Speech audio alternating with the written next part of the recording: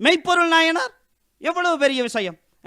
திருநீறு அணிந்து இறைவனுடைய தவத்தை, இறைவனுடைய வேடத்தில் யார் வந்தாலும் இறைவனாகவே நினைக்கக்கூடியவர் நம்முடைய மெய்ப்பொருள் நாயனார். அவரை எதிர்த்து வருகிறார் முத்தநாதன். அந்த முத்தநாதன் என்கிற அரசன் அந்த நாட்டை பிடிக்க வேண்டும் நினைக்க எத்தனை முறை போர் விட்டும் போர் ஜெயிக்க முடியல, எத்தனை முறை போர் விட்டும். அவன் யோசிக்கிறான், இந்த மெய்ப்பொருள் நாயனார் இறைவனுடைய தவவேடத்தில் போனால் நாட்டை தந்து விடுவார் என்று நினைக்கிறார். இறைவனுடைய தவவேடத்திலே போகிறார், அந்த திருநீர் அணிந்து ருத்ராட்சம் தரித்து அப்படியே போகிறார். வந்தவங்கெல்லாம் ஏன்னு கேட்காம வழிவிடுறாருங்க. அரண்மனைக்குள்ள காவலர்கள் நின்று கொண்டு இருக்கிறார், ஏன்னு கேட்கல, வழிவிட்டுட்டே இருக்கிறாங்க. இறைவனுடைய நம்முடைய மெய்ப்பொருள் நாயனாருடைய படுக்கை வரையும் சென்று விடுகிறார். அந்த அரசியை அப்புறம் அனுப்பி விட்டு, உனக்கு நல்ல ஒரு மந்திரத்தை நான் சொல்லித் தருகிறேன் என்று சொல்லி அந்த புத்தக கட்டினுடைய இடையில் இருந்த கத்தியை எடுத்து மெய்ப்பொருள் நாயனாரை குத்தி கொள்ளுகிறார். அதை பார்த்து வந்த அந்த தத்தன் ஓடி வருகிறான்.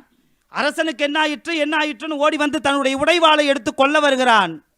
சொன்னார் மெய்ப்பொருள், தத்தா நமர் நமர். யார் ஜெயிச்சது? முத்தநாதனா?